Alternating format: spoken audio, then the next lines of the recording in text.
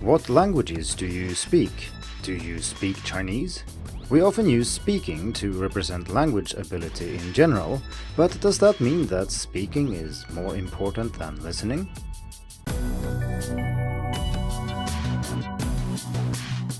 Hello and welcome to the Hacking Chinese podcast. In this week's episode, we are going to talk about speaking and listening and try to figure out which one is more important. Like I said in the introduction, we often let speaking abilities stand for overall language skill, and we usually don't inquire about somebody's listening ability, for example, likely because we assume that someone who can speak Chinese well can also understand the language. I also do think that the ability to speak a language, and now I mean producing words, not including listening then, is more highly valued than simply being able to understand it. One reason for this is simply that speaking ability is more easy to notice, it's more visible or perhaps audible. You form an intuitive opinion about someone's speaking ability as soon as they open their mouth, but to assess someone's listening ability, you need to actively probe their understanding, preferably through some kind of structured test. So if you're listening to someone engaging in a conversation in Chinese, largely relying on filler words like dui or to express their understanding, and then occasionally asking questions related to the general topic of the conversation, you don't really know how much they understand of what the other person is saying, because you can do this with only understanding a few key words here and there. Expressing yourself in Chinese is easier than understanding what other people say. I mean, when you speak yourself, you have full control of the language, of the vocabulary, how quickly you speak, and so on. But when you listen, you lack that control, making it much harder. And listening in Chinese is hard. There are many reasons for this beyond the lack of control that I just mentioned, and this is something we did talk more about in episode 35, but I'll summarize the three main points here. The first reason that listening in Mandarin is difficult, compared to many other languages, is that it has a very limited sound inventory. This means that there are fewer sounds and fewer ways these sounds can be combined than in many other languages, say English. This makes it easier to pronounce Mandarin because after you've studied for a while, you will rarely run into completely new syllables or things you've never seen before, whereas this happens all the time when you study languages with more complex sound inventories. However, having fewer sounds also means that words are easier to mix up and they do indeed sound more similar. Mandarin only has around 1,000 possible syllables, and that includes tones, so if you don't hear the difference between tones all the time, that number drops further, down to something like 400. The second reason listening is difficult is that it's more context dependent in Mandarin than in English. Languages differ in how they encode information, and in English, some of the information that we do encode is redundant. I mean, it's included more than once, and therefore, strictly speaking, not necessary. So if you hear the word her in a sentence, you know both that it refers to a female person, but also that it is the object of the sentence, because otherwise it would have been she. And in a sentence like I watched it yesterday, you know it's past tense both because of the form of the verb and also because I included the word yesterday, and one of these could actually have been removed. In Chinese, this is indeed what happens, so her and she are both ta, and you cannot look at this word or hear it and know if it's the object or the subject of the sentence. Similarly, you cannot hear from the way a verb is pronounced if it is in past tense, present tense, or future, or indeed even if it's a verb. This doesn't mean that these things are not important in Chinese, it just means that they are inferred by context. But in order to do that, you need to understand the context, and that puts a large burden on you as a listener. So in English, and even more so in languages like, say, Latin, the speaker needs to encode this information by using the right pronouns, the right verbs, the right inflections of the verbs, and so on.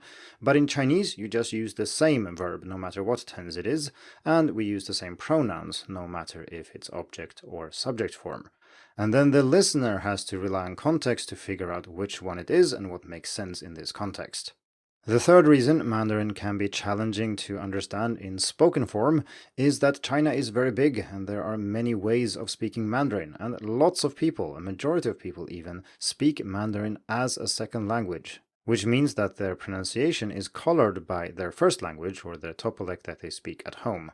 And of course, the hundreds of millions of people who speak Mandarin as their first language also don't speak the same way. They come from different provinces where they simply speak differently, just like people in any country do. Returning to our discussion about speaking and listening, it's interesting to note that while listening ability is harder to learn, it's also easier to fake, as I discussed earlier. And here I don't necessarily mean that you have a YouTube channel and you want to fool people into believing that your Chinese is awesome, even though I guess you could do that too. I just mean that speaking errors are very obvious for everybody, whereas some listening problems can actually go undetected, sometimes for both parties.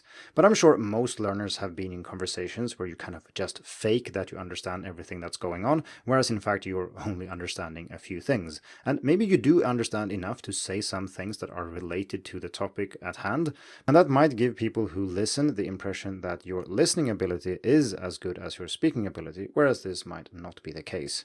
The reason I bring this up here is because I do think that there is a tendency to focus on things that give visible results, and listening is not such a thing. So I think people are making a big mistake when they focus on speaking ability over listening ability, because in my opinion, listening ability is a lot more important than speaking ability. That is true both when it comes to your proficiency, so how good you are at these things, but I also think that when you're learning, that you should spend much more time listening than you do speaking. The key insight here is that you can't really learn anything new about the Chinese language by speaking yourself. You can, by definition, only use things you already know. And yes, there are some things that you need to practice, such as communicative strategies and so on, that we talked about in last week's episode, but you cannot learn new words, new grammar, or figure out how something is used simply by speaking yourself. That's just not how it works. We can only put this linguistic knowledge in our brains through our ears or through our eyes if we are reading.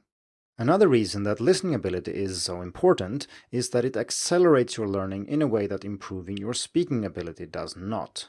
In general, the more you understand of what people say, the more you learn. So if you don't understand anything, you won't learn much. But if you understand some, you will stand a chance of learning some of the things you didn't already know.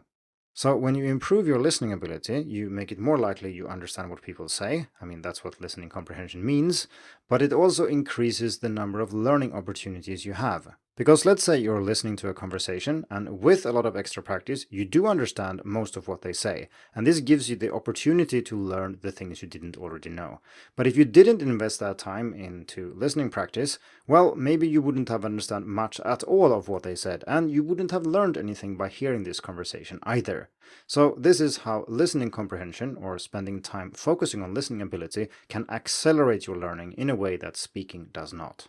The same logic can of course be applied to reading and writing as well. So if you are good at reading, you will stand a good chance of understanding Chinese around you if you visit China or if you live there, and thereby you will also learn more from that experience.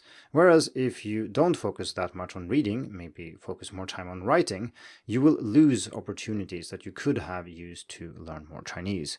So focusing on understanding first is essential because it accelerates your learning. Another argument for focusing on listening comprehension is that, at least in my opinion, understanding is often preferable to being able to express yourself in social contexts. So let's say you're in a situation with one or more native speakers or other advanced learners of Chinese. It is preferable, at least in my opinion, to understand what's going on and be able to follow the conversation compared to being able to say things myself. It's perfectly possible to have a good time socially without being able to say exactly what you want, as long as you can understand what others say and follow the conversation. In this situation, if your speaking ability is considerably better than your listening ability, you will be able to say things, but they might not be relevant or they might not be interesting for the other people because you didn't understand the context in which you started to say these things. On the other hand, if your listening ability is very good, you will understand what's going on. And yes, you might not be able to say exactly what you want right now, but you will at least be able to follow what's going on, and gradually you can develop your ability to also join in. Like I said, this might be down to personal preference, so take it with a pinch of salt. So let's return to the question in the title of this episode: is speaking more important than listening when learning Chinese? And the answer, which should be clear by now, is no.